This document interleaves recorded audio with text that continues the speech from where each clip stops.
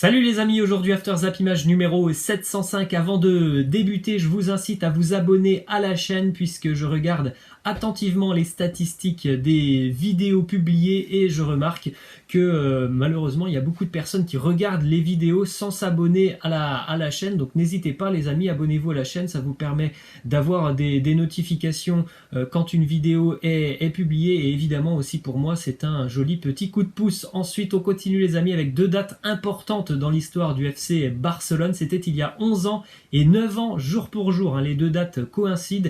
C'était donc évidemment une victoire du Barça en Ligue des Champions, hein. Il y a 11 ans et 9 ans, le Barça s'imposait à chaque fois face à Manchester United sur le score de 2-0. Et puis 2 ans plus tard, 3-1 encore une fois pour le Barça, grâce notamment à un très bon Léo Messi sur ces deux finales, qui avait marqué d'ailleurs sur les deux matchs. Et on se souvient, je pense tous, hein, de ce but magnifique de Messi face à Edwin van der Sar. Un but de la tête, déjà c'est assez rare pour Messi. Il était vraiment parti très très haut dans les airs, hein, Léo Messi, pour aller battre d'un magnifique coup de tête croisé Edwin van der Sar. On continue les amis avec cette info qui concerne le championnat de France de Ligue 2, puisqu'on le rappelle, la semaine dernière, l'Assemblée Générale de la Ligue de football professionnel avait voté pour qu'on puisse jouer le prochain championnat à 22 équipes en Ligue 2. Et puis donc on attendait la décision finale qui revenait à la Fédération française de football. Cette décision a été rendue publique hier.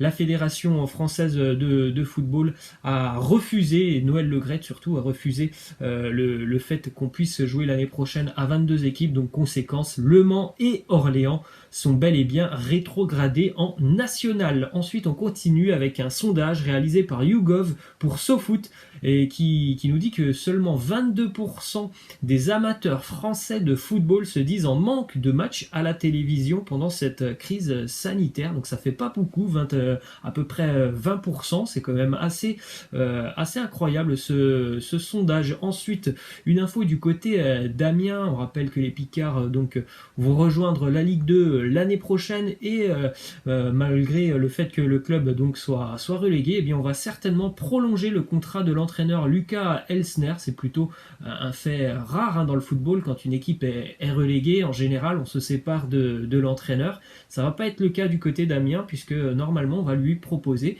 une prolongation de contrat. Ensuite, une info mercato du côté d'un club qui vient d'arriver en Ligue 2, c'est le club du Nord, l'USL Dunkerque, hein, qui donc jouera en Ligue 2 l'année prochaine, qui vient d'engager Billy Ketkeo-Fonfon.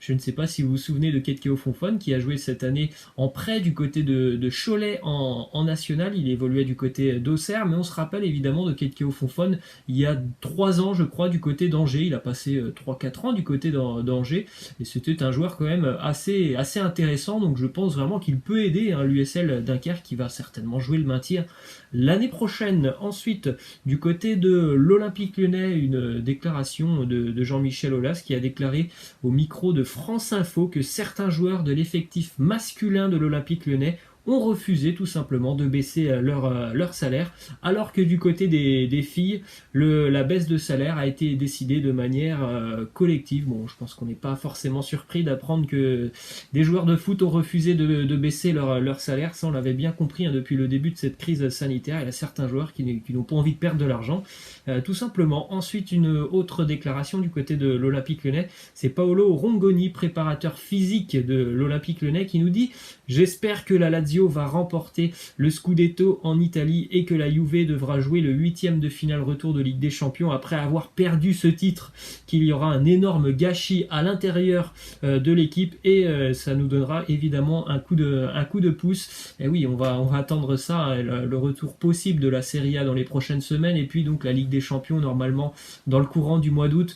À l'heure actuelle, quand on pense que oui, la Juve va certainement jouer 10 finales en Italie pendant que Lyon ne va que s'entraîner, on voit mal comment ça va pouvoir se jouer, hein, pour l'Olympique Lyonnais au mois d'août. Ça risque d'être très très compliqué avec une équipe de la Juve qui aura eu une très très grosse préparation et une fin de saison très intense face à l'Olympique Lyonnais, qui va arriver en ayant fait que des entraînements ou peut-être des matchs amicaux. Évidemment, ça sent pas très très bon pour les clubs français en Ligue des Champions. Ensuite, quelques infos du côté du Paris Saint-Germain. À ce jour, aucune discussion n'a été lancée par le Paris Saint-Germain pour prolonger le contrat d'Edinson Cavani. On rappelle que maintenant c'est dans quasiment un mois jour pour jour que Cavani ne sera plus lié au Paris Saint-Germain. Il n'y a toujours pas de discussion pour une prolongation de contrat, donc c'est quand même plutôt aussi mal engagé dans ce dossier. Entre autres infos mercato du côté de Paris, le transfert d'Alex Telles, le joueur du FC Porto du côté de Paris, n'est pas encore bouclé,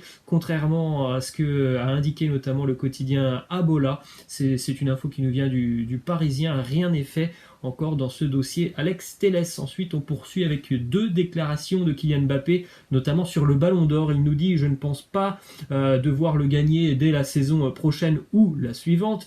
Je ne me fixe pas de limite de temps.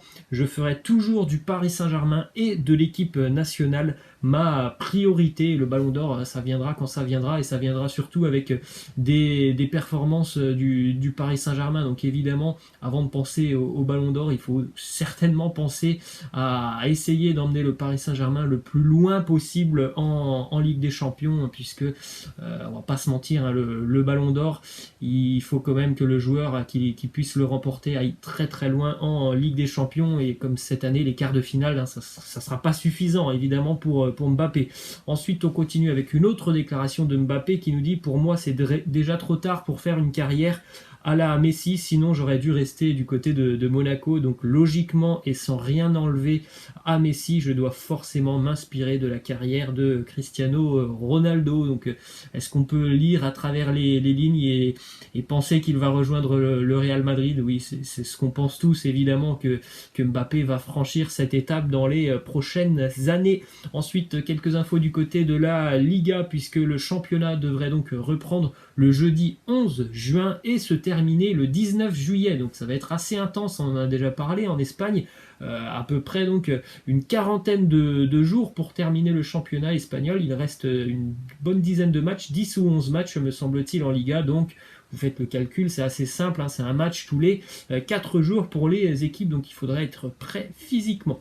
Autre petite info sur le championnat espagnol, alors que la reprise donc est programmée au 11 juin, même si c'est pas encore tout à fait officiel, chaque rencontre de Liga devrait s'arrêter à la 20e minute afin de rendre hommage aux victimes du Covid-19. Autre info du côté du Real Madrid, Casemiro, que le Real considère comme un joueur indispensable. Il a été déjà prolongé jusqu'en 2023 il y a plusieurs semaines, mais la politique du club empêche de rendre public les prolongations de contrat, donc on peut pas dire que c'est officiel, même si c'est vrai que depuis, je crois que c'est sorti il y a 3 semaines, l'info comme quoi donc Casemiro avait prolongé son contrat, même si c'est pas officiel.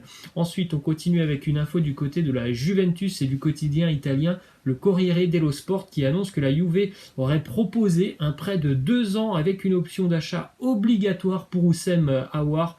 Lyon espère récolter 50 millions d'euros pour sa pépite. C'est une proposition un petit peu surprenante de la part de la Juve. Ce prêt de 2 ans, je ne suis pas sûr que ça va satisfaire l'Olympique lyonnais. En tout cas, évidemment, il y a plusieurs grands clubs européens qui sont intéressés par le profil de Houssem Aouar. Autre info du côté de l'Italie, Sassuolo a fait sauter la clause permettant à Chelsea de racheter Jérémy Boga pour 8 millions d'euros. Ça a coûté 2,5 millions d'euros de faire sauter cette clause au club italien de Sassuolo. Donc évidemment, lorsque le joueur sera revendu, il y aura certainement une très jolie plus-value pour l'ancien Rennais, qui a été acheté 5,5 millions d'euros l'été dernier. Il a été très très performant cette année, il s'est vraiment découvert de grands talents du côté de Sassuolo, avec beaucoup de buts marqués, une bonne dizaine cette année, et puis je crois aussi que c'est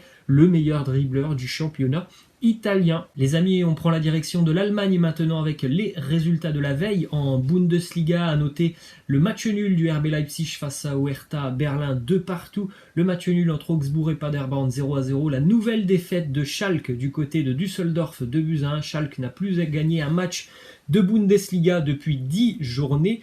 Victoire aussi importante dans la course à l'Europa League pour Hoffenheim face à Cologne 3-1, et match nul entre l'Union Berlin et Mayence 1-1. On jette un petit coup d'œil au classement de la Bundesliga après cette 28e journée. Évidemment, le résultat le plus important, c'était la victoire du Bayern du côté de Dortmund 1-0. Les Bavarois sont tout proches d'un nouveau titre sur la scène allemande. 64 points pour le Bayern, 57 pour Dortmund, 55 pour Leipzig, 53 pour le Borussia Mönchengladbach et Leverkusen. Et donc on vient d'en parler un petit peu, le TSG Hoffenheim qui revient dans la course à l'Europa League à 3 points maintenant de Wolfsburg en bas de tableau. Ça s'annonce très compliqué pour Paderborn et le Werder Bremen. On poursuit avec une déclaration de la jeune pépite du Bayer Leverkusen, Kai Havertz, qui nous dit: mon avenir, je veux toujours jouer en Ligue des Champions l'année prochaine. Quoi qu'il en soit, je suis bien à Leverkusen, donc je ne veux rien gâcher. Donc après, on verra évidemment ce qui va se passer cet été. C'est un joueur qui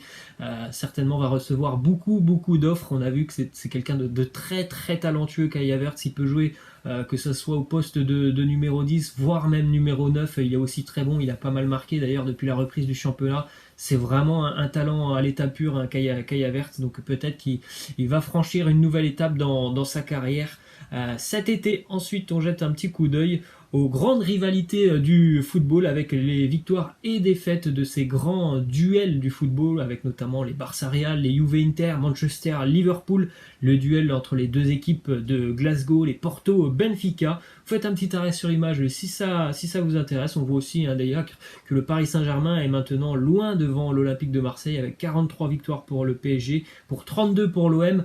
Je pense qu'on aurait fait le classement il y a une bonne dizaine d'années, ça serait pas du tout la même chose. On continue avec une info qui concerne la sélection du Nigeria, puisque Gernot Rohr continue l'aventure avec les Super Eagles.